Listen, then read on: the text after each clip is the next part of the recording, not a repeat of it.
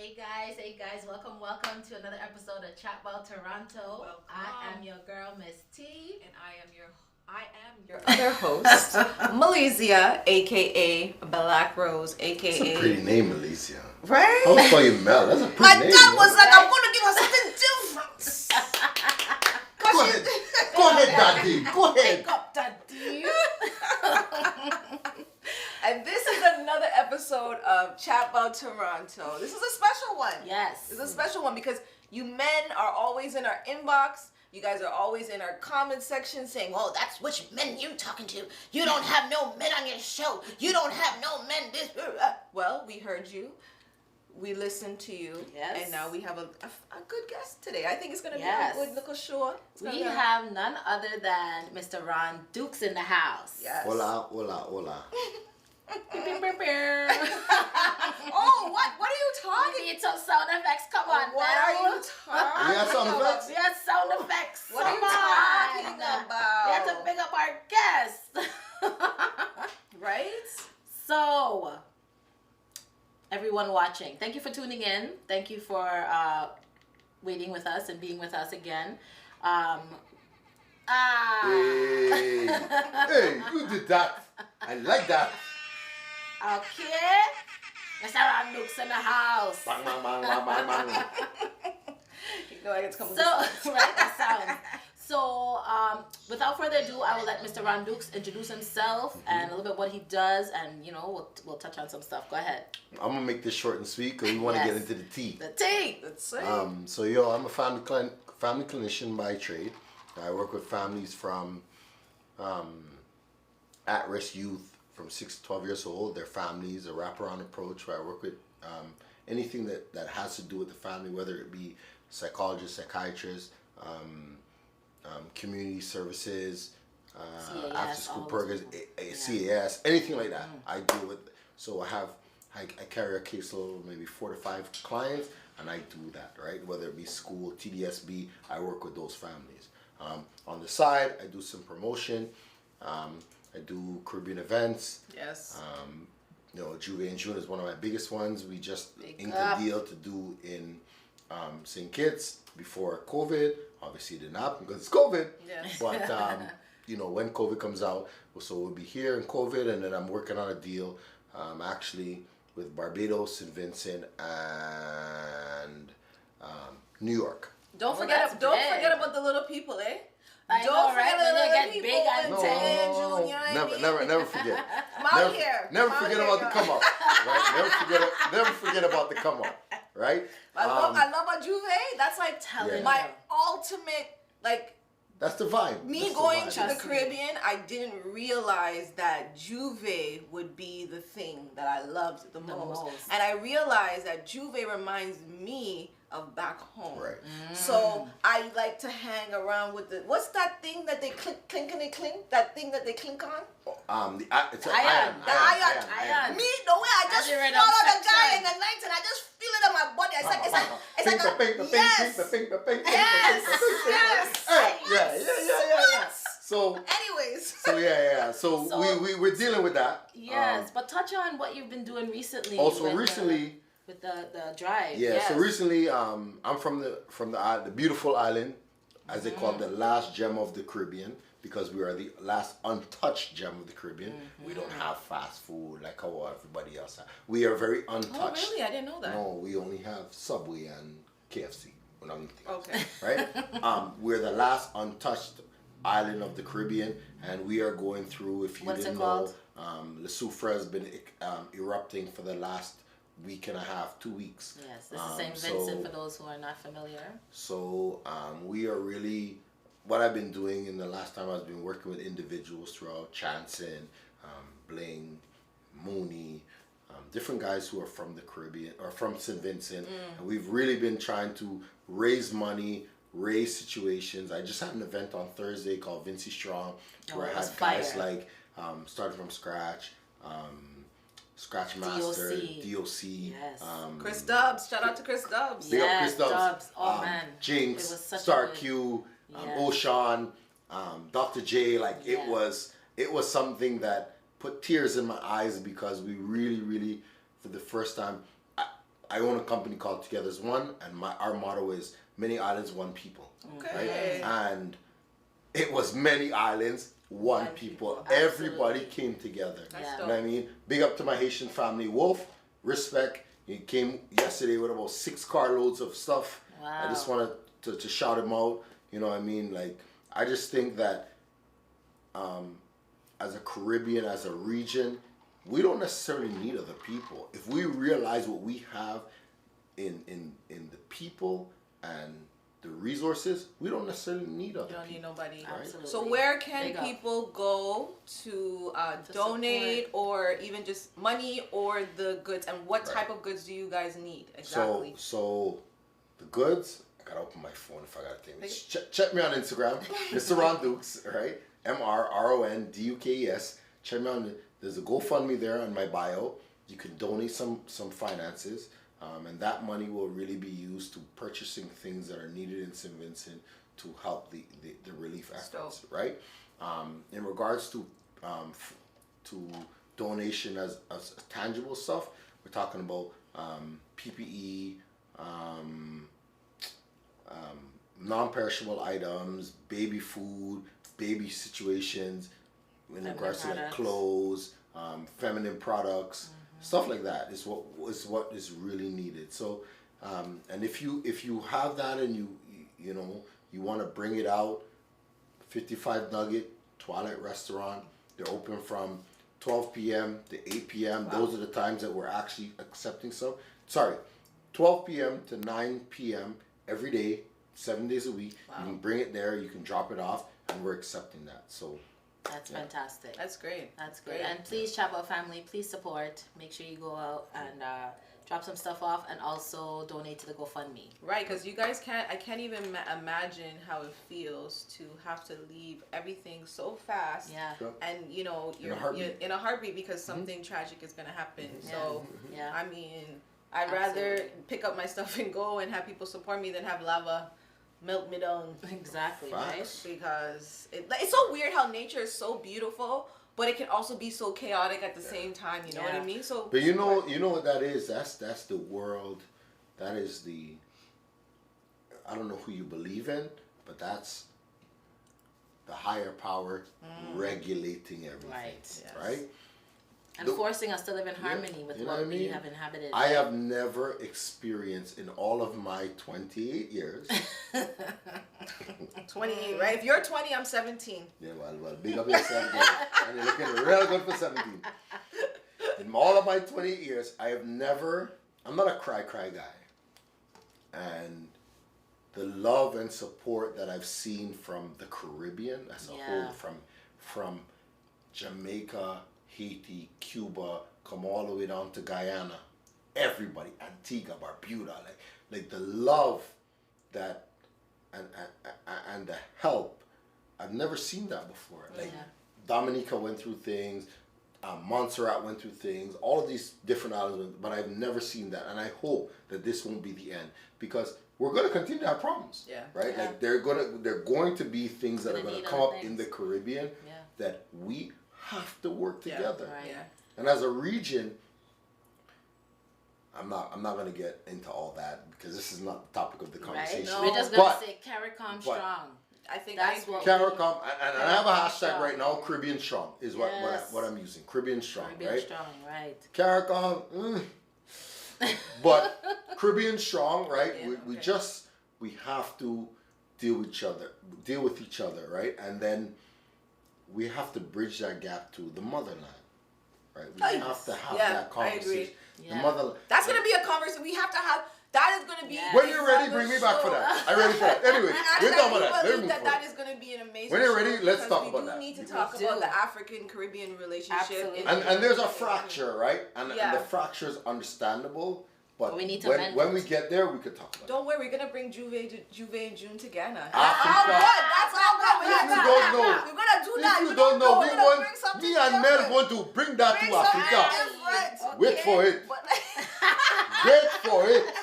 You don't know, now you know. We're coming. But we need to and again, that's a perfect thing. Perfect segue to our show. To our show. Yes, because y'all tell us we need men on our show, so we brought a man. A man-sized man. Yeah. Big up. A man-sized Tash on man. she clothing line, man size. Get you one. Shameless plug. I don't care. Shameless plug. Man size. Get you one. Man size apparel. Okay. So let's get into the tea. Well, let's get into the tea. We are here to talk about what men want. And Ron does not know what all men want, but he knows what he wants. And he also has had lots of conversation, as men do, about what men want and what they partake in and what they, their habits. So we're going to get into it. Don't come for any of us. It's all general conversation. If you come for me, I find back. So I don't care. If you come to me, I'm just letting you know.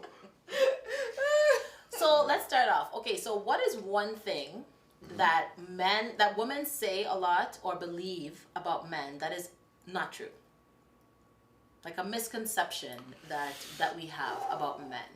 That's a tough question. Like I don't even know how to answer that, to be honest, because every woman who I've ever met has different issues with different men. So give us two. Is there anything that what's a common topic or a common thing that you hear women say about men that you feel is untrue for most men? I'm gonna answer this in a different way. I just think that please, women, don't flood my inbox, right? I'm just gonna be very real, right? The onus when it comes to a man and a woman is really on you. Let me explain that. Let me explain what I'm saying. What I'm saying there. So what? Please explain. Expand. Let me just cross my legs for this if one. we are in a sexual relationship, right, and you and I indulge in a sexual relationship, the onus is on you because you have to protect yourself, right? I have sisters. I was raised by women, right? If you don't want to get pregnant, you have to protect yourself, right? Right. So if you don't want a situation where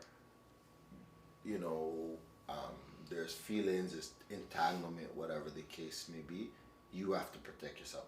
That doesn't negate the man's portion in that situation, right? But you asked me a question. I'm saying from a woman's standpoint, the onus is on you, because if you lie down with a man, right, and I've heard this from many friends where they're like, "Yeah, man, you have to breed that man. That girl's sexy, man. Breed that thing." Hear it You all know what I mean? Right? If you don't want that, when you step into a situation, you have to protect yourself. So what you're saying is men want us to actually be I'm not going to say men want that. I'm telling you women that you have to protect yourself. I have a sister. I used to tell my sister all the time. I say, yo, listen to me, right? I can't stop you from having sex, right? I can't beat up I used to beat up men. Oh man, you want to my sister. I was one of those, right? But I cannot stop you from being who you are and liking who you like.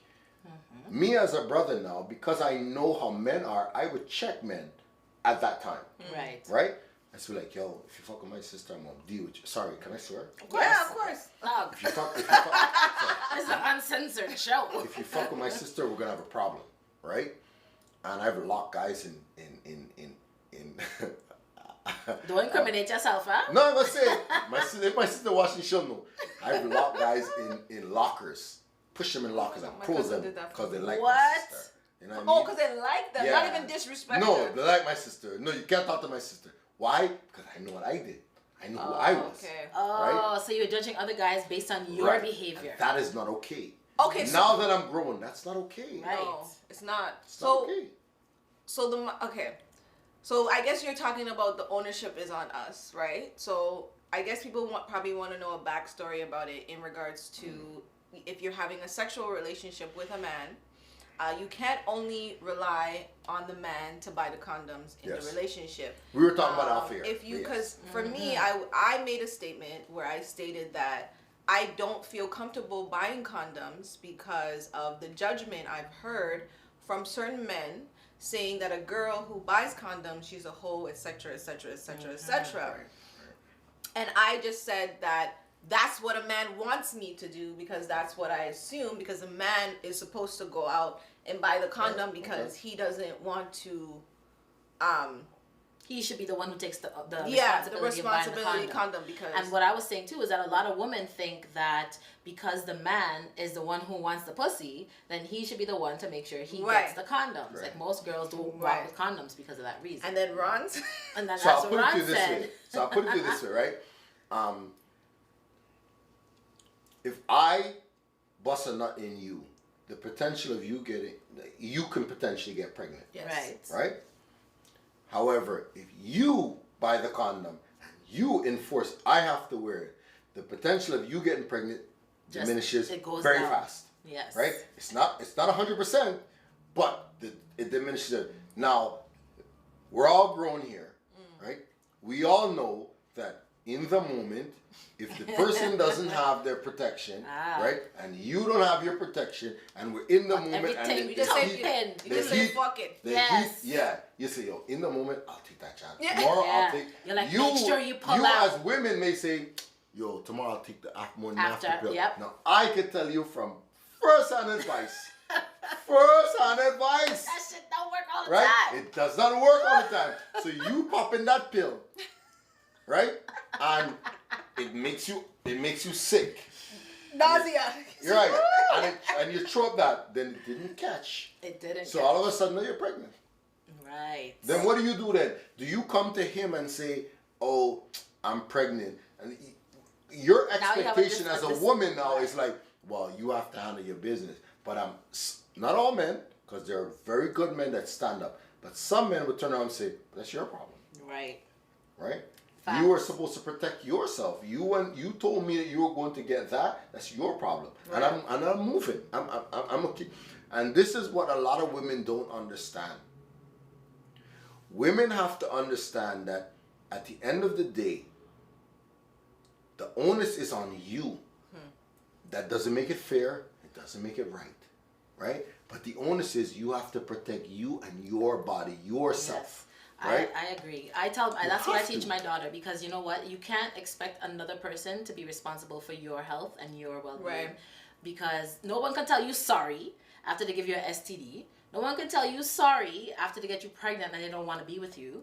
So you have to take the responsibility to make sure that, that don't happen, because So do you think that the certain expectations that we have, do you think that sometimes it's once, obviously from what I'm gathering is that our expectations are one-sided, because it's kind of like we're assuming that these are the things that men are supposed to do, but technically something so basic, we can actually do it ourselves, because you can get in Toronto, you can get a condom anywhere. You can get it from anywhere, gas station, Shoppers Drug Marts open 24 hours.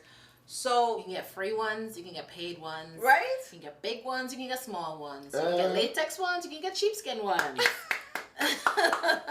We are living in a land of plenty. Okay? And so I feel like it's safe to say that what men want is, if it's our body, we should kind of, to an extent, be responsible for ourselves. But see what you said there, Mel? That's exactly my point.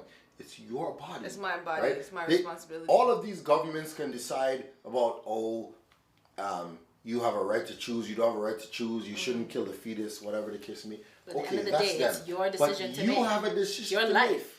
make.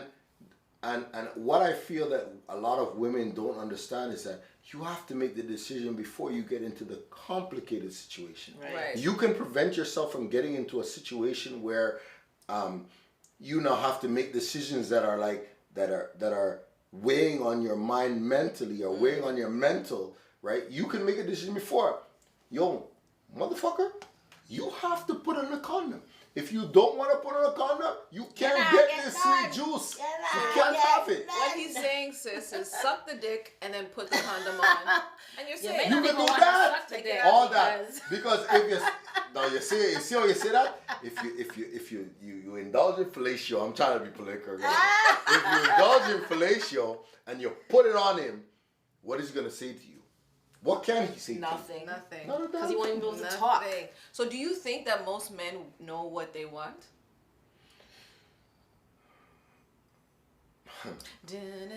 That's a very good question. I don't think that most men know what they want, and myself included, right?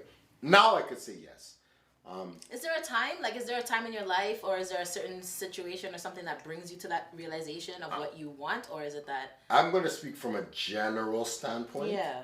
I think that a lot of men don't necessarily know what they. I think women know what they want a lot sooner than men, right? That's why you see a lot of older men with younger women, because younger women like when you talk about the gap, right? A lot of young women know what they want, right? They what they want from life. Not all, but I'm talking when we get to certain. What society tells 30, us. Right. They training. When I say young women, the 30, the 31, 32, they know what they want, right? Yeah. I find, and I can only speak from personal and the individuals I know from the Caribbean community, and I'm speaking that situation is where they may not necessarily know what they want until the late 30s, early 40s. Right? And thus you see a lot of men, at that time with younger women. And I love me some Caribbean men, you know. You see them with a lot of younger women, right? Because it's just it just makes sense. So do you think what is it that makes them understand what it is that they want at a later age? Is it because they're popped down the older they get, or is it based on experience, or they want to have a longer playing period? All of the above. I think that when you deal with, and I'm speaking from a Caribbean standpoint, right? We come from a bravado society, right? We have this, your man is our man, ding, ding, ding, you push up your chest. That's what we come from, right? You hear the elders, even man, I'm 28.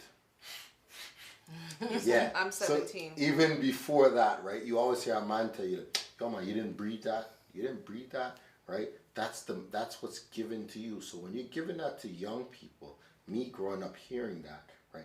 That is the mindset that a lot of the people that I'm around have. So now you get to a point where it's like, okay, I waited till I was 44 to have a child, right? But I waited till I was 44 to have a child because my mindset was different. My mindset was like, and it doesn't work for everybody, but I waited till I had certain things in place to be able to have that child, to support that child, to deal with that child, and give the child what the child needs. Right?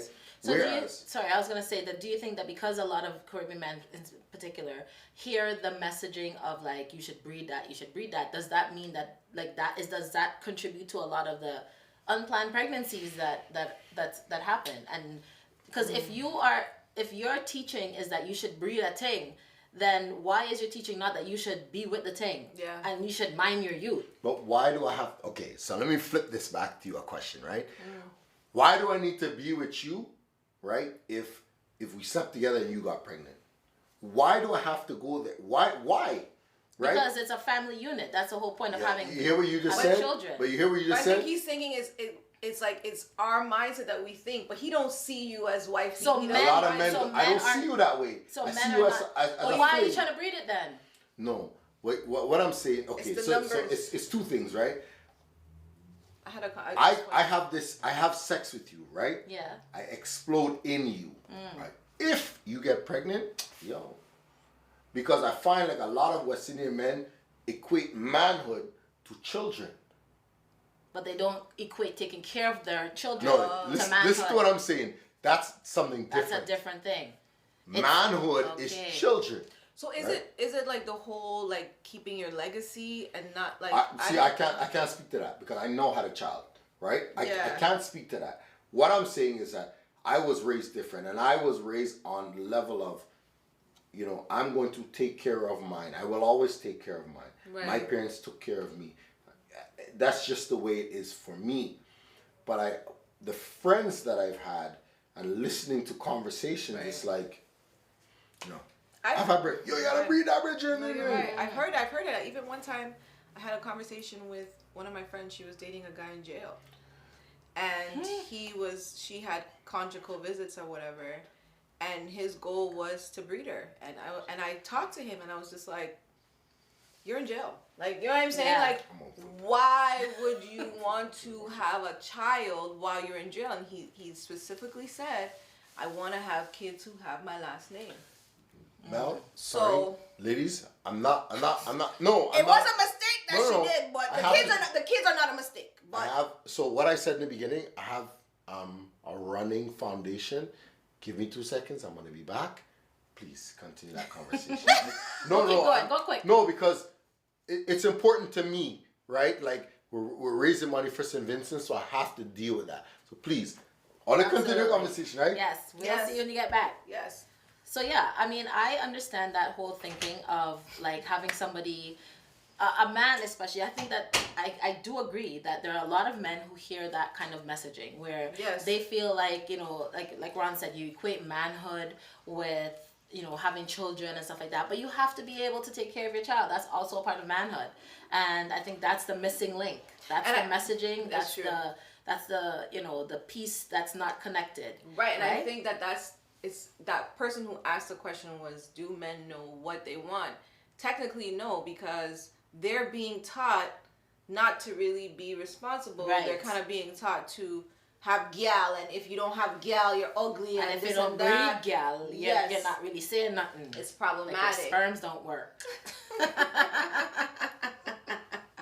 And that's crazy. And I think the problem too with us is that sometimes we hear sometimes what a man says he wants, but we're not really looking at the full picture of how that situation will affect us, right? So a man can say, yeah, I want to breed you, and like, oh my God, he wants to breed me, but he's not saying anything else. He's just saying, I want to breed you. That is what he wants. He wants confirmation that his sperm works. Let me flip something to you guys, right? I'm gonna flip this question to you. So you're in a club, you see this guy across the room, right? He is fire. Right? No. You're like, oh my God, he makes everything bubble inside of you based on no. I know you. So he makes everything bubble inside of you based on what you see. Right? You not gonna approach him, but he sees you, you see him. Right? All of a sudden now he comes over to you and he goes, hey, do you want something to drink? Very simple, right? Stop laughing now. Stop it. That's what she gonna do. No, stop it. So I'm not used to that in the city. No, so Mel, right? So I'm gonna ask you guys this, right? Before I get to that, I'm gonna ask you a first question, right? Here we go with the question. Do you know when you meet this particular person, ladies, that he potentially could get the pum pum? Absolutely. Not all the time. I would say 80% we know he's going to get 80% you know, right? Yes. Some guys surprise us. So he starts to whisper in your ear. He tells you A, B, C, D. He buys you some drink. He seems like a nice guy. Yes. Right? Seems. But as I said, he seems, right? That right there is part of the issue that I have, right? If you know that this particular person is coming at you a certain way, whatever the case may be, I have known women in my life and a lot of women in friends' lives where, see that will turn women over, and all of a sudden now, in 2 weeks, you're lying on any man's bed. You understand what I'm saying? So what's wrong with that? There's nothing wrong with it. But we can't create stuff that is not real. That goes back to exactly what I was saying, right? You can sleep with whoever you want to, but you have to protect yourself. Yeah, so what if you're protected? What's wrong with that? Well, no, there's nothing wrong with that. But some women, though, they'll have that situation and they think the guy likes them. Right? Like for me, if I meet you at the beginning. But he does. And you're pulling your dick out in like on WhatsApp video or FaceTime. Well, that's a different thing. But but this is the thing though. Some women would take that as a compliment, right? No. But a man is telling me what he wants. He wants my pussy. So it's either I'm going to accept that and be like, because maybe all you want is his dick. And then and then I will encourage. If I want your dick, I will encourage it. Like, yo, rub that shit. Okay, your dick look.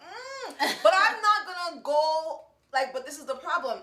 I have friends like that. I'm not gonna go on and move forward to think, oh my God, so he calls me and then he messages me. Oh my God, he likes me because he pulled his dick out. Like no, that is something. That's crazy. I need to say this, right? I think what women misunderstand a lot of times with men is that a man can fuck and not have any feeling. Damn, is that true? Not even. I'm gonna say this, right? This may sound messed up. Not even a pupito, small. Our penis is outside. No, listen to this. Our penis is outside, right? Your woman is inside. Your sexual parts are inside, right? And it sounds stupid, but just think about it for a second. So you are internal, we are external, right? We don't necessarily need to feel for you to have sex with you. I hear women talk about, oh, but she's ugly, didn't they? Some men don't care. It doesn't matter, that. Right? It's pussy. We're fucking pussy. But I just want to let you know that women can have sex with men and not feel for them as well. I agree. Some, but not all. I know women like that. I'm not saying all, because all men can't have sex without feelings like either. There's a lot of men who are one-on-one. Okay, so I'm glad you said that. So a lot of women who I know, I can't speak for others, who I know, have been either been through the ringer prior to that, so now they're at that point, or they're a lot older, so they've had experience. Right. When you're talking about young ladies, right, they don't have that. Right. You're talking about. Yeah, their emotions are different. Their emotions are into the situation, whereas men are built a little different. Right. It's like we can easily say, yo, man, I'm going to hit that. Right? Yeah. And I'm going to hit that next week. And I'm going to hit that next week. You know? So hold on, I'm going to hit this comment. Hold on. Cam is saying, that's why I say that. That's all they want is pom-pom. No. Okay, but can we just say, initially, even if a man is trying to get to know you, the end goal... Can I just say, is it the end goal of what men want is pussy, right? No. Oh, shit. Here's my response to that, right? Oh, shit. Ladies, if you... men, I don't give a shit if you... I'm in my situation, so you... You said situation. No, I'm in my situation. I have a child and a woman. I don't care if you don't like what I have to say. At the end of the day, women, stop giving your pussy out early. I'm telling you this right now. If you give your pussy out early, make him work for that. Make him earn that, because when he earns that, right, then you feel more comfortable in your situation. But if you're giving it out just because, and in the beginning, right, oh shit, he makes me hot. In order to get him. Right. If you're doing that, it's not to say you won't get him, but you run the risk of not. You're now in that 50-50. Whereas if you make him earn it, you've now shifted that to 60-40, 75-25. That's the difference. And I think that's the problem that most people think. They're like, I can let a man wait for my pussy, but then sometimes some men will actually just wait to get the pussy. They'll do whatever they want to do, and then they'll just ditch you. Yeah, no, but think about it this way, right? If I make him wait and he waits and I give it to him, that was on your terms. Okay. You understand what I'm saying? Oh, I see. Because we are in control. So you made a decision, right? Okay. Now, if a man, from a man's standpoint, this girl making me wait. I'm riding out, right? But that's on your terms.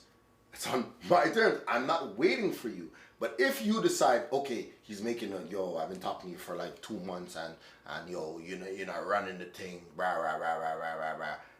Then okay, well, I'm not ready to run it. And if he leaves, then he's not for you. He's not for you. He's not for you. So do you think in general that men want women to approach them?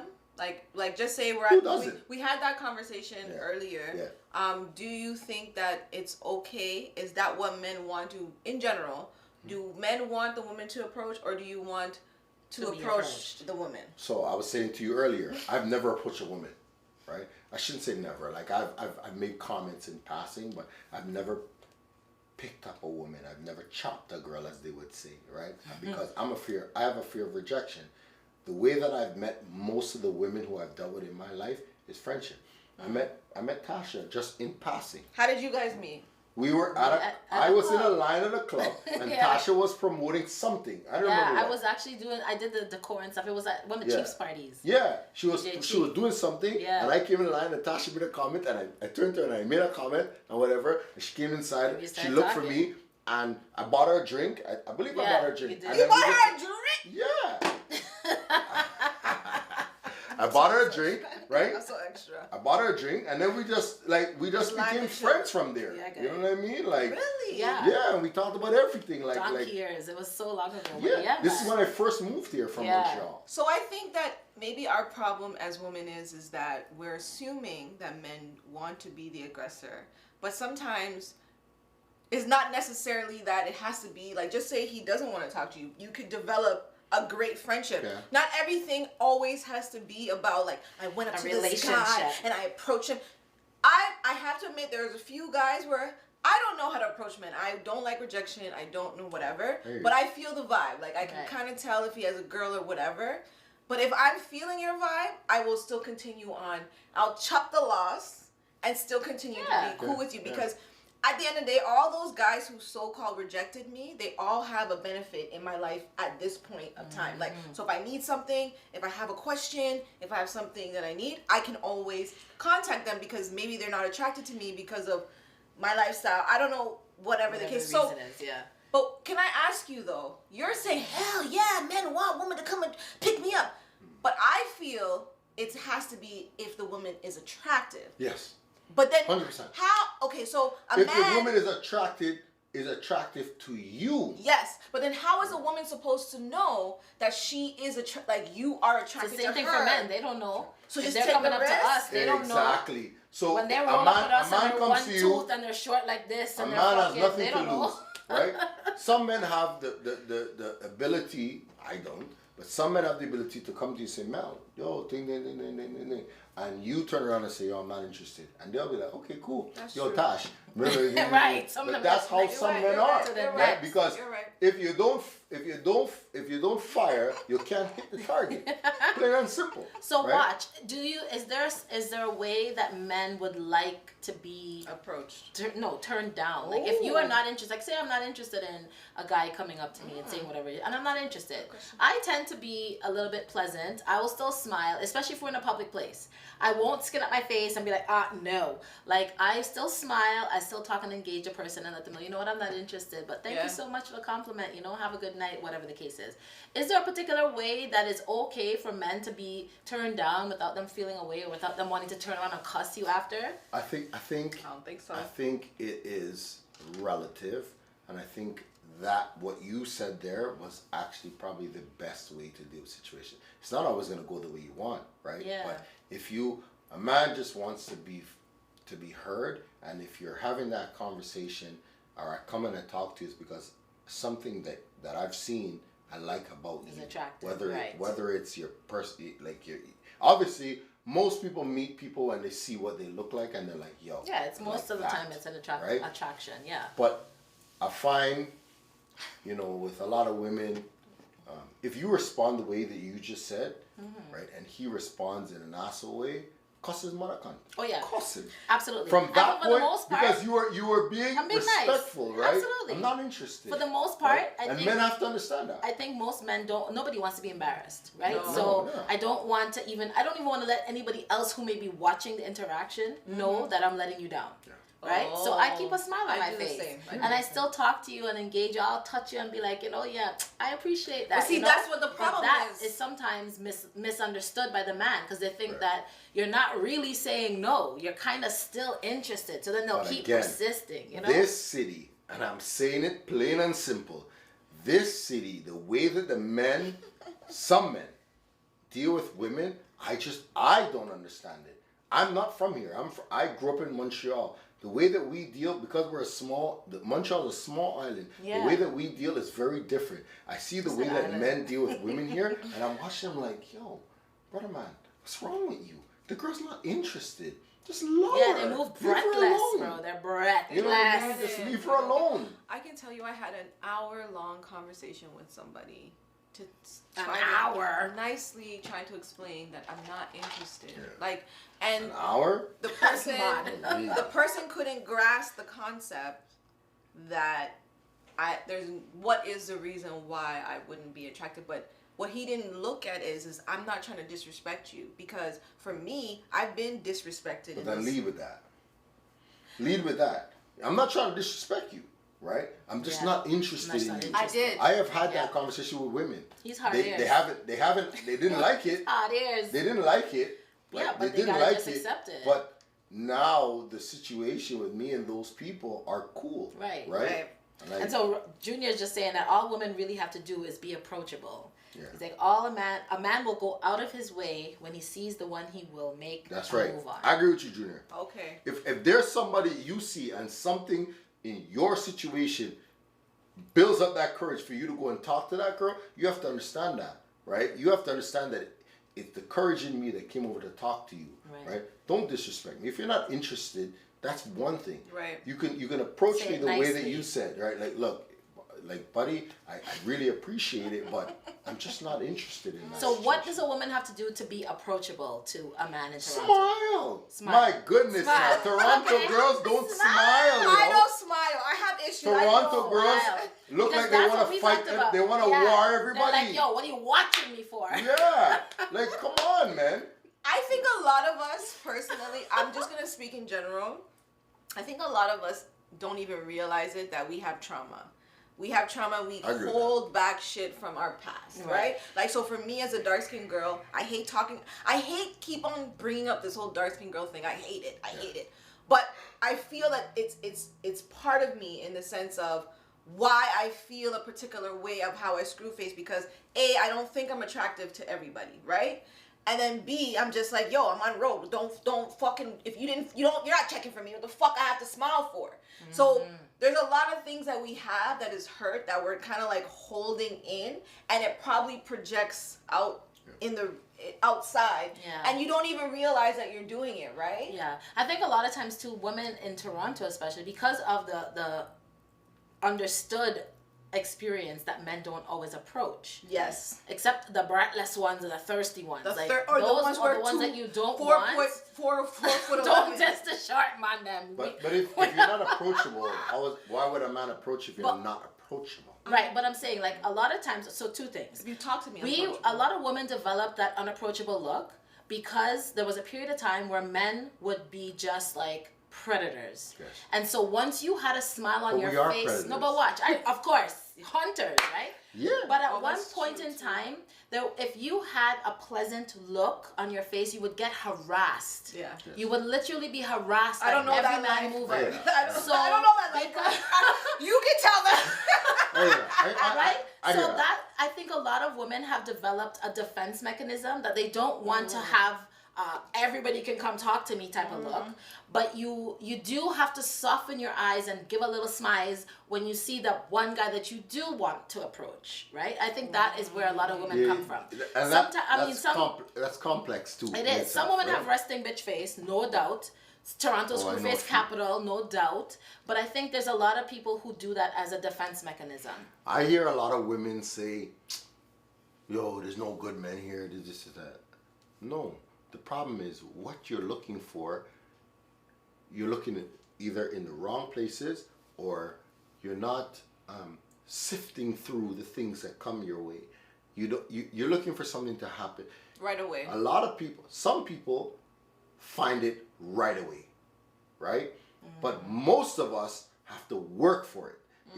You're gonna have to sift through people and say, yo, this was not for me, this is not for me, this is not for me. You know what? This one has some potential. Right. This has some potential. See, Yolanda says smiles means an invitation for harassment. No. Hi, Yolanda. Because think about it. Like, as a woman, we're walking on Eglinton West, for instance, and you're in your vibe, you're feeling yourself, and you're just smiling because you're just happy that you're alive. And then you don't even have to be smiling. You have all men. It doesn't matter what age. They could be your father, they could be your brother, they could be your cousin, whoever. And they're just like, yo, baby, I know say you look good. Oh, yo, baby, that big dark skin boy. And it's like, But I get what you're saying too, because we have to understand the situations that we're in. Yeah. So if we know we're at Eglinton West, we know we're going to be harassed. You're gonna get However, know how to conduct if yourself. I'm at a fucking museum or a gallery and I really want to meet a guy in that atmosphere, I gotta take myself out of that mindset. It's not to say that you wouldn't meet a guy at Young and Eglinton West or whatever. I think sometimes, like as men too, and I've seen the shift in a while, like in the last little bit, where we have to protect our women, right? Mm-hmm. I have no problem with telling them, yo, brother, man, you can't call the girl that. You can't call the girl that. If she doesn't want to talk to you, she doesn't want to talk to you. Next girl come in, bring the same argument. Somebody, if you do it 100 times a day, you might get one. You might catch one fish with that hook. Man. Okay? So watch. Yeah, sorry, go ahead. No, go. No, I was going to get to the next question. I was going to say, were you? What are you going to say? What's your question? I was just going to say, do men really want to have one partner, or are they interested in having multiple partners? Because that's something that we always hear, that men always cheat, men don't have the ability, the natural ability to be monogamous. Monogamy is a construct of society, a kind of fuckery. So I just want to know, I just want to know, genuinely and honestly, do men in general have the ability and desire to be with one partner? I'm going to ask you a question then. Don't ask me no question. No, I cannot answer a question with a question. I'm going to ask you a question to answer the question, right? When... You see that shit? Side note, answer the question. We need to have you on the show more often. Side note, you need to answer my question and stop asking me questions when I ask you a question. Your question was, can men be faithful? Yes. In a nutshell, right? Yes. Men can be faithful. Okay. Right? Two things. Can men be faithful, and do men desire one partner? Yes, that's a good question. That's a good motherfucker. I cannot answer that. Why? No, hold on. Why? Is it because you guys... Can men be faithful? Yes, they can be faithful. But you guys desire other women because you guys are... Is it because you guys are Here's physical? The thing, right? Like you guys Here's the thing, right? What women need to understand. A man is a man is a man, right? And a man is not dead, right? You are emotionally driven, right? Women are emotionally driven. Men are physically driven, right? So if I see a woman walk across the street, right, and she looks good,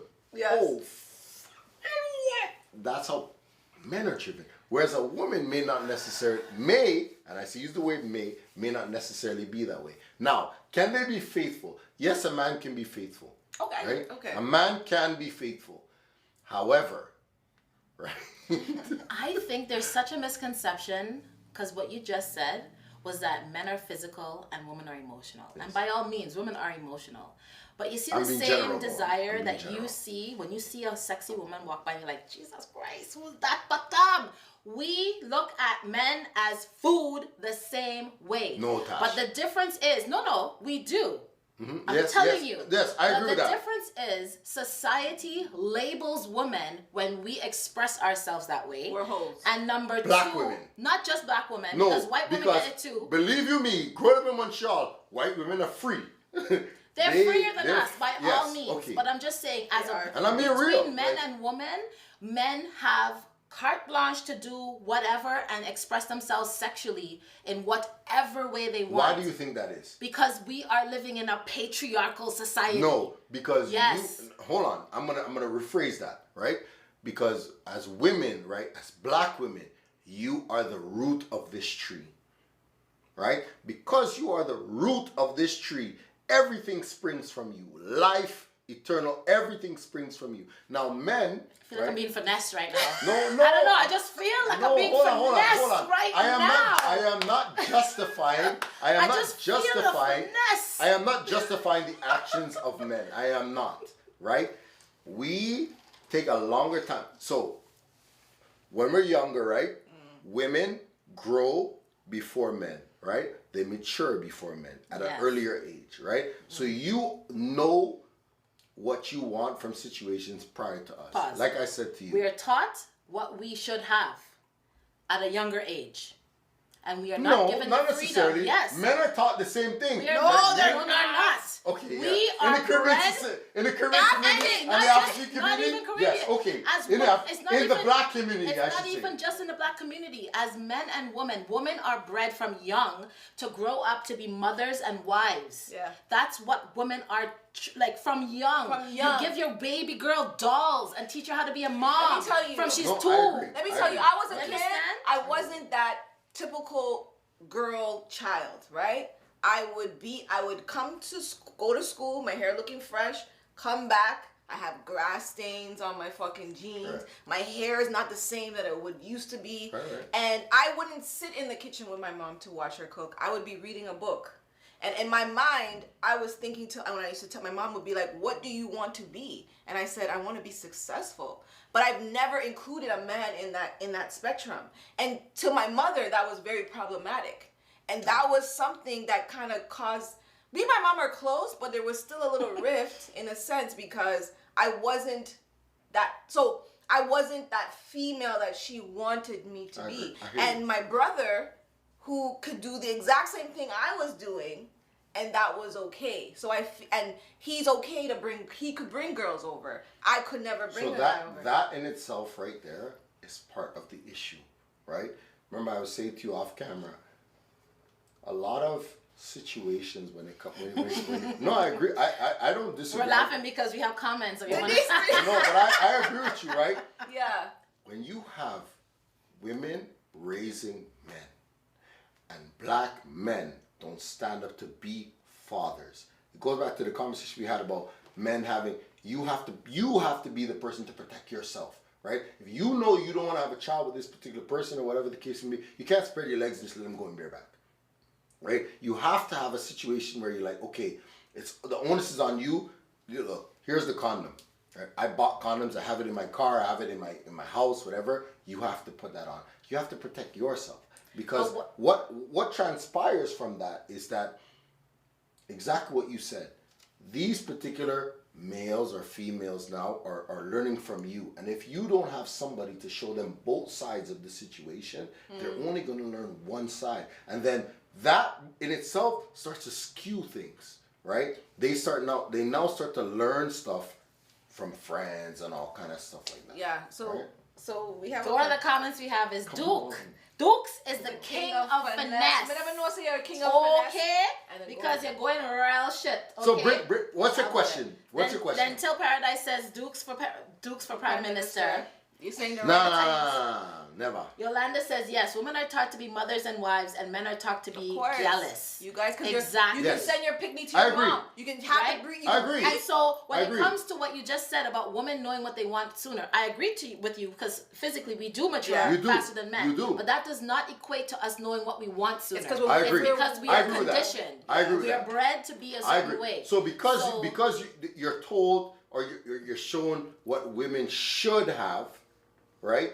You go down a different pipeline. Whereas, let's put it this way, right? You have a single mom. She has a kid. The kid is a son, right? This mom can never teach this son to be a father. Right. The father is absent.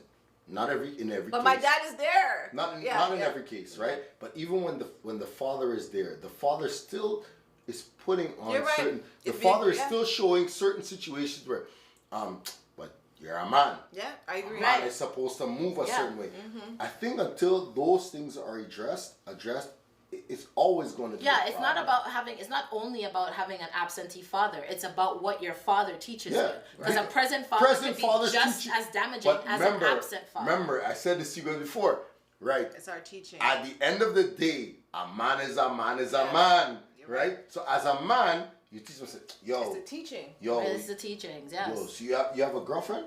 Yo, how much girlfriends you have? Yeah. 3 girlfriends? 4 That's girlfriends? True from young. From young, right? Listen, think about it. Men are talking.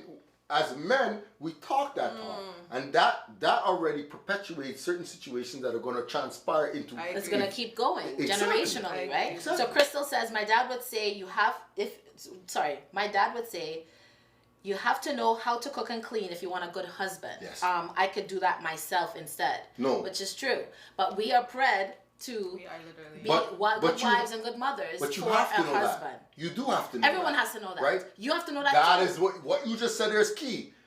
You Right? have to know that. If you want a good man, right, and maintain a good man, you have to be able to do that. But you know what the problem is? You know what's not taught? We are taught that we have to be good wives and and mothers in order to keep a good man. But men are not always taught that they have to be good providers and protectors in order to be good fathers. So is it safe to say,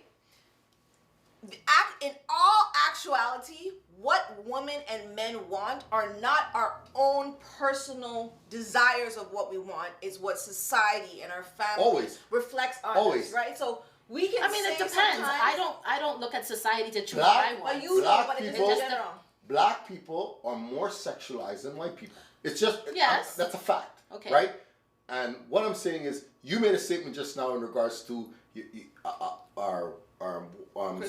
Crystal. What's yes, up, Crystal? about being a good father. Right. About being a good wife means learning how to cook and clean. And that is correct. To make a good wife. That is correct. But that's only half of the situation. Right. It's only half of the equation. That's what I'm saying. She is correct, right?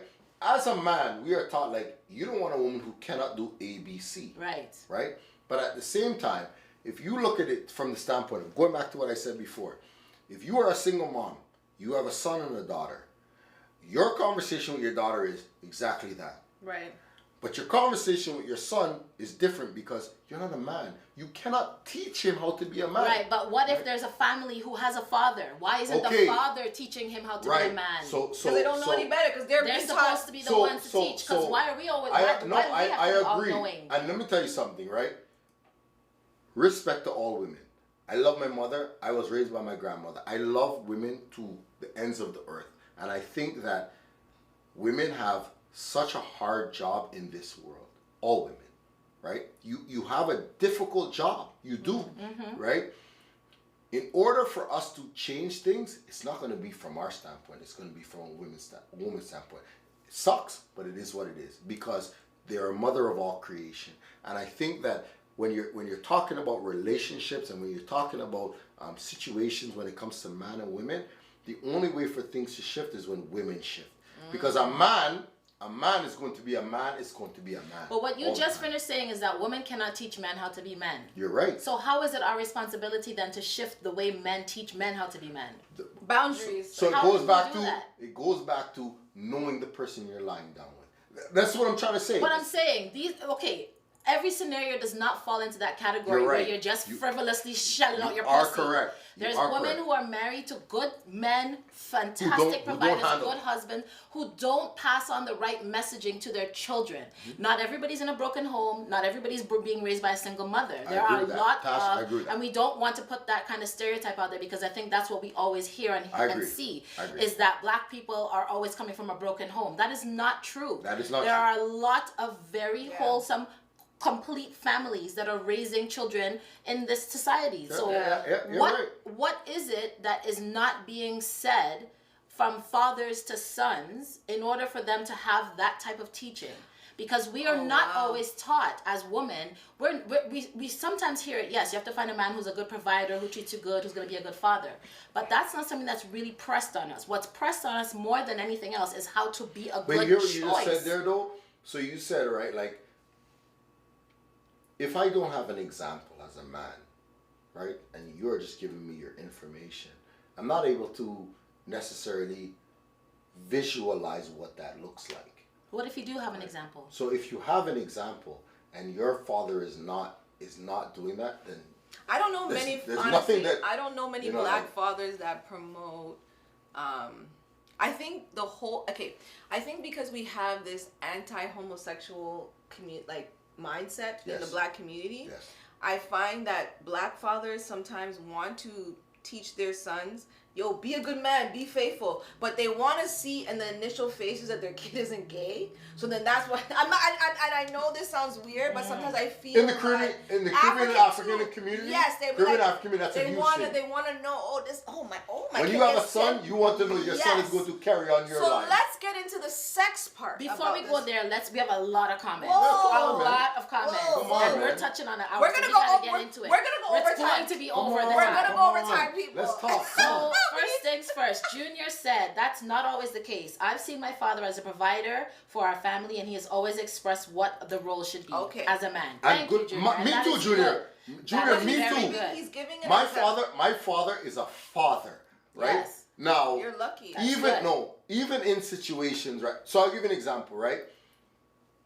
I don't want to stray too far off this topic. My father's always been there for me. When I was living with my grandmother, whatever, to kiss me, he's always been there for me. However, right? My father's never told me he loved me.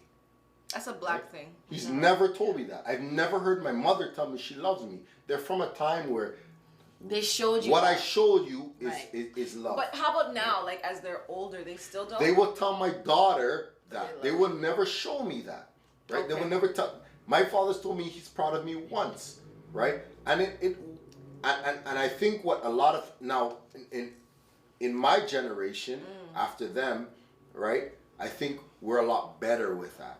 Right? Yeah, absolutely. Right? Because we've learned from that. Right. And that's a good thing. Every generation should be better than the previous one, right? So we've learned how to be more expressive. We've learned how to be more.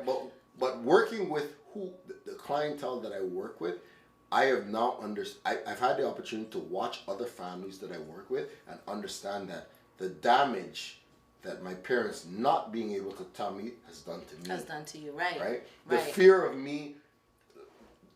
The conversations that have transpired in my years, and the fear that I have of trying things, right? Or experiencing new things, right?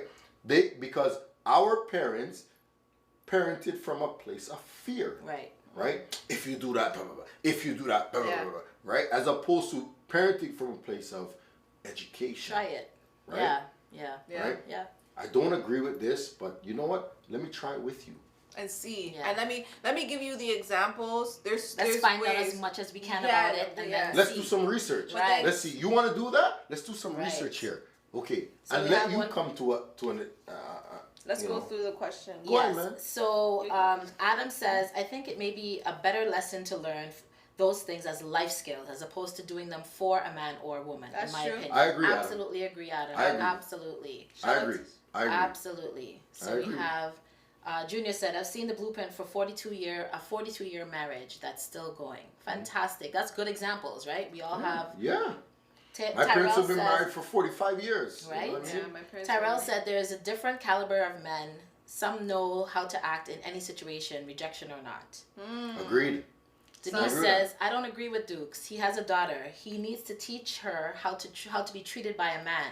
He needs to show her how to be loved right by a man. He is the example for her future man. Okay, I'm going to speak on yours because I think Denise missed what he was saying. I think Denise, he was just speaking in general. He wasn't speaking about his personal. Yeah. He was like, he is, based on the conversation back, like off air, this man is completely in tune with being a father for his daughter and being present and creating generational wealth, creating a legacy for his child. So I think maybe based on our conversation, it may seem a little general, but based on the conversation, Ron. But Denise, I understand what you're saying, right? But I just want to put it out there that everything I do is for mine, right? And I believe that, the mistakes of my parents will not be put on my child. Right. Plain and simple, because you're right? learning from There's them, a lot of stuff that my parents were good parents, right?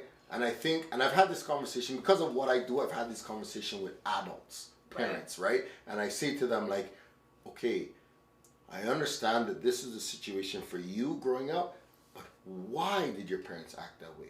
Why did they do what they did? They, in their mindset, thought that they were doing the best for you. That doesn't mean that it was good. You know what I'm saying? Okay, and then the other comment, one more comment we'll go to. Well, we have some. And I have one more question. We have lots more questions, but so Junior says, well, the question back and forth between him and Cam was that he was saying he has a good blueprint of 42 years marriage, and Cam said the blueprint isn't anything if you don't utilize it. So he was saying that's why you make sure you find the right one to execute with. There's a reason I personally don't have kids. I want to find a wife first. Junior, how old are you? Junior is younger than me because I went to York with him. Sorry to bait out your saying, Junior. Sorry to bait you out. We went to York together. Cam says, I've witnessed a 44 years of marriage where both parents are the greatest examples, but my brother and I haven't been able to find anything like that. So Cam, I understand what you're saying. Me too. I am now 28. I'm in my 40s, right? I just had a daughter 6 months ago. My daughter turned 6 months on October 18th. Ladies, his I waited. His dick still work. Baba. It's not, and what I try to explain to people is, it's not that I couldn't have kids. It's not that I didn't have scares. It's not like I'm a man, so you know, when you're living life, those things happen. Yeah. But I got to a point in my life where it was like, okay, I am, one, financially stable. Two, it's time for me to procreate, right? And I met somebody, we procreated, and you know, I'm happy, right? Aww. I'm in my happy place. It's That's not good. No, I'm happy, right? And every day I look at this little kid, I'm like, I did this. This is mine. And all of the mistakes that my parents made, all of the mistakes that I made, I'm going to try to not make them with her. Yes. So do you think that men, in their mindset, because see how you were saying, okay, I'm going to wait till I'm in a particular place in my life, financially, I have my home, etc., before I take someone serious or have a child. Do you think that that's majority of what men want? Because sometimes I feel like when men say that, sometimes I personally think they're capping, because it's like, I got my own, right? I can help you get to where you need to go, right? And I'm not someone who pressures a guy to do anything, right? But that is always the line that they use, like, I don't want any serious relationship right now because I just want to be financially stable. You know what? I want to get myself together. But Mel, what they're telling you is factual. It's fact. So it's right? not cap. So it's me. It's my mindset It's not that, and it may not be factual for everybody, right? But I think, you know, as a Caribbean man, sometimes, like, you want to be able to provide for yours, right? And if you're not financially stable, it's just, I could tell you, you know what, I'm not there, right? And I think a woman has to be able to accept that and understand that and say, okay, I'm in a position where I want this, you don't want this, okay, well, I have to, then you're not the one for me. I got it. Right. Let me go my way. So we need to stop sticking around with you know somebody. what I mean? I think the problem is that some men use that as an excuse to just get out of the situation that they're in. But some do. I think a lot of them say that and then they'll move on. But then women have to hear that, right? And then because if as a woman you hear a man saying that, then and that's not good for you in the moment, then you have to go. Yeah, you just leave. So can we but before we say, Denise just was saying she wasn't bashing you, dude. No, I know Denise. Much love, girl. Denise, big up yourself, I just want to give it a. Who's I just want to give it a. Aziz. I don't like you though. That's our sister. Aziz is our sister. But Aziz knows. Me and her have had this conversation before. You know, I done enough. Much love. Exactly. And DP says, to my point, Tasha's point, hey, a long marriage, what's Delia? Hey, Delia. A long marriage does not equal a healthy relationship. I agree. And that's factual. I agree with that. A lot of people who have been living in separate houses inside their house. And that's know that. My parents have been married 40-something years. I have never seen my parents argue. No. Wow. What? And it doesn't mean they don't. It just means that they don't let you They don't do it in front of me. That's right. So I asked my mother, I said, Mom, that. you ever argue with my dad? You ever argue with that? She said, yes, but that's not your concern. That's not your business. That's your concern. Yeah, right? But I agree with that. Yeah, right? And from that, has shown me like, okay, and there are situations where I argue with the woman I'm with, right? And I have stepped out of timing,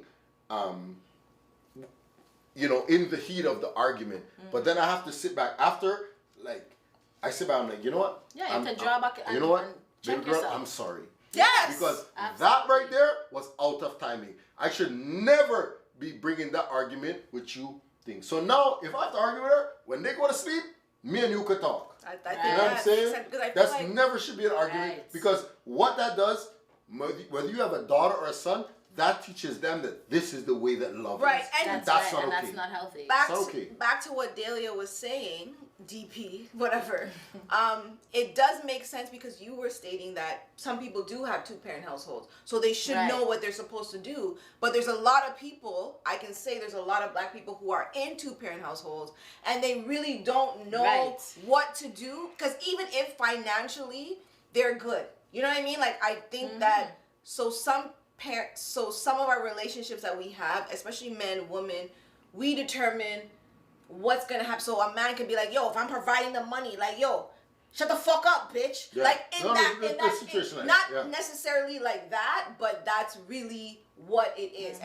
And that's what I'm saying. What is it that the fathers are not saying to their sons? Because a lot of people are not coming from broken homes, but they're still not getting the right messaging. I think you have less broken homes now. Yeah, now, like, our generation's a little bit different. Our generation. Because think about it, our parents left everything. But we just heard so many people saying that their parents have been married to 40-something years. We just heard 3 people But just right because here, I know many people that parents, right? And I can't speak for everybody else, but a lot of parents from that generation have this, well, if you're married, you're married, right? So, which means you sleep in that room, I sleep in this room. Yeah. Me and you don't get along, but we sleep in different rooms, but we stay together. But does that make it any better? No, because what are you teaching your child? No, it doesn't. Right? Exactly. So you're supposed to stay in something that is making you unhappy, and you're not happy, right? But you stick in it because this is the way it is. Right. So there's a catch-22 there. Yes, it absolutely is. So can I change this whole concept of this whole conversation that we're having? So one of the questions I had was, a woman asked, does the size of the pussy make the sex better? So if a woman's pussy is fat, if a woman, so men don't want fat pum pum, because based on no serious men, because when we're looking on social media, right? And you're looking at these Instagram models, and they're posing, and you see the pum pum printout, and you look at all the people who liked it. Majority is men, you know. They're like, yes, fire emojis, tongues, all this stuff. Yeah. So as a woman, they think, okay, do I have to have a fat pussy or not? I think that this fat pussy, I would like to know, does a fat pussy make the sex better or not? It doesn't, right? What makes sex better is the mental, right? Child. When you just take some more alcohol. When you meet someone who mentally stimulates you sexually, right? Yes. It makes it better. You understand? Makes it better. Catch Yes. that? Yes. Right? The size of the pussy don't matter. I don't think that has it's anything your to do with sexual attraction. Yes. It's about Ladies, the you stimulation. hear that? It's Don't- the I lead think, up. Don't buy those fucking pads you see on Amazon, on all those Shopify. You don't need to put those fake pum pum there. Yeah, you don't have If the pum pum You is don't right, have to do that. It's a rat. I think you really, like, you meet somebody and you want, like, men and women know when you meet somebody, I want to sleep with that person. We know it from seconds after, right? But when you get to that point and you have those conversations and you made a decision that you want to sleep with that person, it's about a conversation, right? Yeah. It's about, like, this is what I like, this is what I like, this is what I don't like, this is what I don't like. And if the person is telling you, I'm not about that. So, prime example, if you know you like your pussy eaten and a man is telling you don't eat pussy, right? Mm-hmm. Then maybe that may not be the place for you, because that's something but you have to look at it from where that fits on your... Is it a deal breaker? Yeah, is it a deal breaker? Yeah. If you must have your pussy eaten, then you shouldn't be with a guy who doesn't eat pussy. That's right. That's so you can't turn around and talk sense. about, I'm going to make him do it. I'm going to make him you're do it. going to lose every time. Exactly. You're going to lose. Don't try to convince him to eat your pussy. Lose. Yeah, well, he's a good man in every other way, but he doesn't eat pussy. Okay, lose. Girl. It's either you decide that your pussy going to not get eaten. I can't even imagine. Or you're going to choose to be with him. Gosh. It's just whatever. In 2021, I honestly can't even imagine. It just depends. Like, some people just aren't into it, and that's okay. So what are 2 sex turnoffs that men have? Okay, I'll give you 3. I can't even speak for that. I'm different. Yours. No, that woman. Sex turnoffs. Yours. Your turnoffs. 3 or 2, however you feel. I know it's gonna be dead fuck because every guy said the same thing. I'm going Fish. there. I don't have no turnoffs. Come on. I have vice. You have never been in a situation where your dick just went limp? Yes, I've been. Okay, so what happened? What did she do? not do. In those situations, it was emotional, right? So it was, no, I'm going to be real with you. What does that mean? Like you will have so feelings it means for like her and you guys there had were a fight? feelings, there were like there's a connection between like feelings for her, and then you had an argument or something? And she may not or is it that what makes you turned off is if she's not as into you as you want her to be? Yes, that is a possibility, but no, this is a tough question, right? I think that for me personally, like there have been times when I've been turned off, but I think it's just like it was more in those times about an ego thing, right? Like, okay, you want to give me this, and as a man, I'm going to take it, but I'm not really feeling you like that. Damn. Oh, shit. You know what I'm saying? Like, so your nature somehow in the middle just went like, why are we doing this? Yeah, like, but I think a lot of times it's like, yo, I'm a man. Like, yo, you just figure you flicking that at me, yo, I'm gonna kill that. You know what I mean? But I'm not feeling you like that. So, and I think a lot of times with men, it's a lot about bravado, right? Like, I sleep with you, Mel. You tell Tasha that, yo, I was a good lay, right? Not just in passing, right? Now Tasha wants to try. And I will tell her. I will. But I'm just saying, right? And we do have those little. Tasha and I don't do full descriptions. Like we won't be like, yo, my pussy, and put his tongue all the way. But Tasha will be like, this is a good fuck, and I'd be like, this is a. I'm not even gonna lie to you. There's niggas I fucked already. And I know it's a good fuck, but I know it's somebody that she may know or she may be interested. I'd be like, you know what? Try to take it. Because you know what? That nigga can yam out good pum pum. I don't hold no. Yo, she's this real. She's real like that. No, but you have to be like that. Because I'd be like, because I don't hold, like once, to me, the universe, I know this sounds weird, the universe has the time for what it's supposed to be at that particular moment. You know what I'm trying to say? Yeah. So me and you are dead at that particular moment, that's good. Right. But if you gave me a great experience and me and you didn't work out. You want to share it? Hey. But men are like that too. You for the streets? Men are not like that. Yes. Okay, no. Men don't always share. Men will share. They'll share the story, but they don't want to share the But word. they chat you though. They chat you because they'll tell the story. Yes. They do not want their friend to experience what they experience. Can I ask you why is it that men just say they fuck you, right? And the situation doesn't work out. And just say a brethren of a brethren or someone that's not even intimate with them, right? Why is it that they take it personal? I want to cock block. That want to cock block and stop you from fucking that I'm going to answer that in one sentence. I'm going to answer one sentence. Because he's not a man. He's still a boy. Right? Ooh. He's still a boy. Okay. When you get to... He was a pedophile because he was dealing with a boy. When you get to a certain point, right, in life, and you are having extracurricular activities, and I'll call it that, right? Men are ego based. Men are ego driven, right? So what's mine is mine, even if it's not mine, right? So if I'm sleeping with you, I don't want nobody else to have that, right? I'm not sharing true. that. That's how men stay. You know what? That's Mind what they don't want to share. If I meet you, right? Even if they don't want you, they want nobody else. It's very different. If I meet you and you're that freak, and I tell my boys, yo, she wants to take us all on. Wow. We'll deal with that. As a group, but individual, you don't. But if I meet you on the one-away and me and you sleep together, I'm not trying to share that. Not all the time. I should say that. Not all the time, right? But some men will share that. But I just find the majority of the time, a man's not trying to share that. Yeah. Right? They're not trying to do that. So let's switch gears. Sorry. Yeah. Switch gears. This is just a kind of a question. So do men want to be vulnerable or talk about their feelings, or is that something that men tend to see only reserved for women? We haven't learned that yet. We haven't. We are learning that. When you say that, do you mean like you haven't learned how to, or do you feel like you haven't been created in, like it hasn't been a safe space created for you to do that? I will give you an example, a personal example. Like I said before, my father has never told me he loved me. How can I be vulnerable if the person who I look at as a man has never been able to tell me he loves me? Right. How can I tell somebody else that? Now, I can tell my daughter that, right?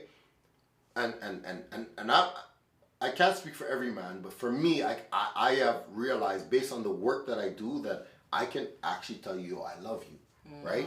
But there are a lot of men who are not experiencing that. There are a lot of men who are not dealing with their dads all the time. There are a lot of men who are not, don't have their father in the home. Their father are pickup artists, or their fathers are, now I'm calling it what it is. They're pickup artists, or they pop in and pop out, right? How can you show me, you can tell me you love me, but show me you love me. Right? But that's what they tend to do. A lot of parents tend to show you by providing and being, but again, they came from trauma and they came from an experience where they weren't told or taught how to express love. I agree. Yeah. So they think that they're showing you love by showing you that they care for you, by providing for you, and so they may not be as nurturing as we want them to be, but I think they could definitely.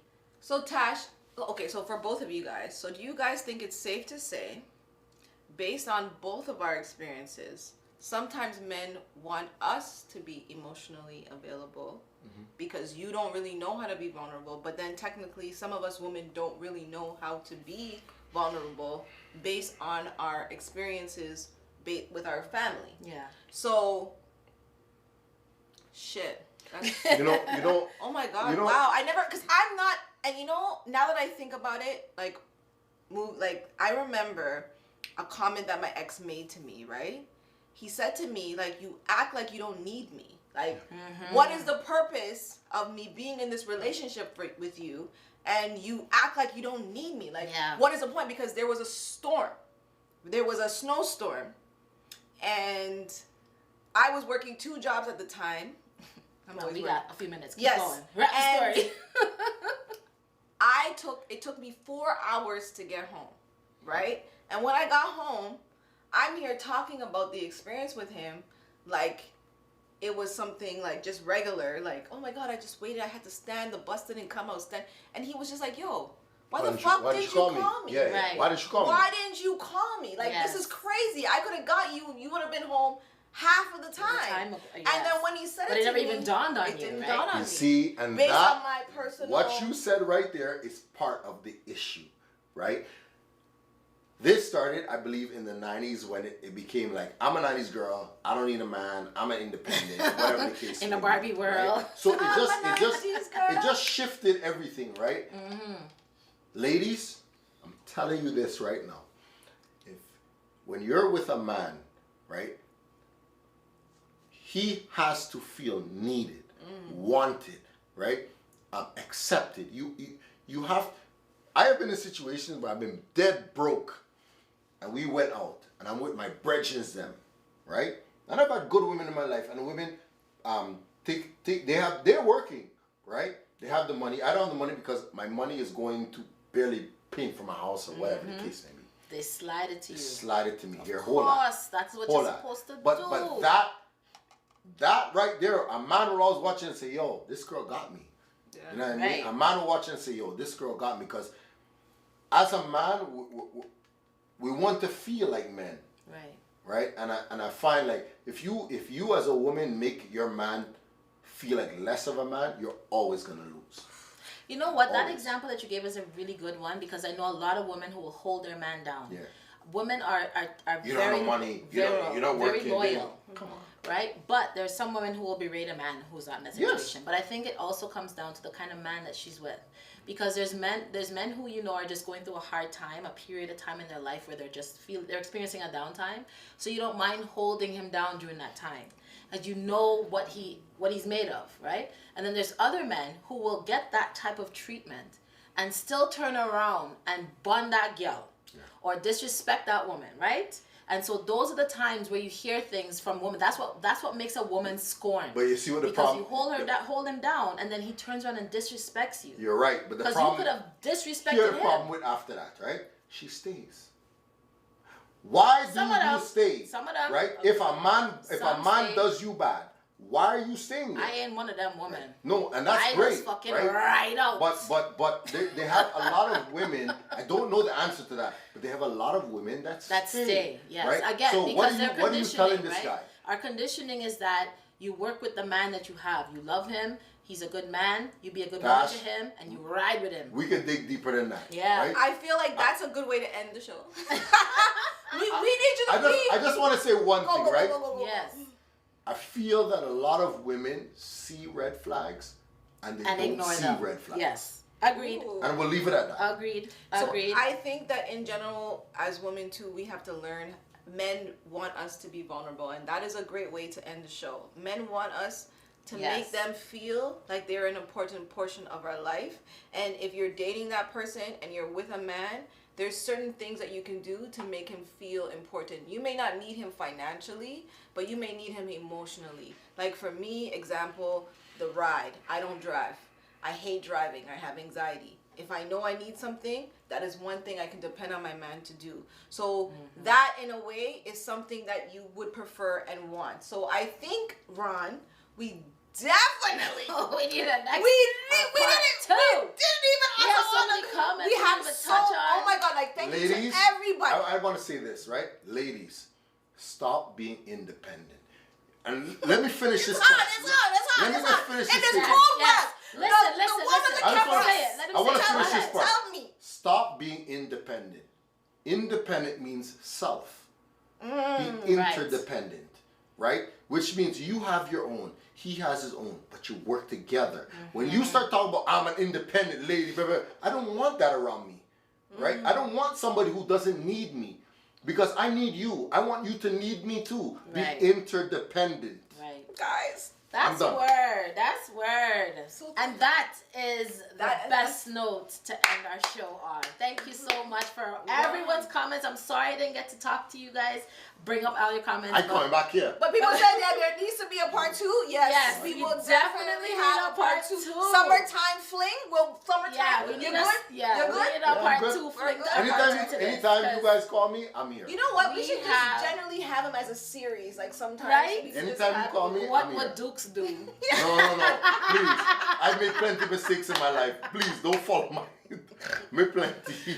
But thank you so much for being transparent, being honest, even though I felt like he was dodging some of my questions. I never dodged your questions, Tasha. He was asking me questions with questions, but it's all right. Thank you for being here and, giving us some insight. I think we learned a lot. We did. About what I'm going to do better. I'm going to do better. We have some insight on how to maneuver ourselves as women. Yes. And, we'll definitely have you back. Thank you so much. And thanks everyone who's watching. Thank you for everybody Thank who watched. Thank you guys for having me. Follow us. Yes, of course. Make sure you follow us. Chatbout, man. Chatbout Toronto. Until next week, I'm your girl, Malizia. And I'm your girl, Miss T. Peace.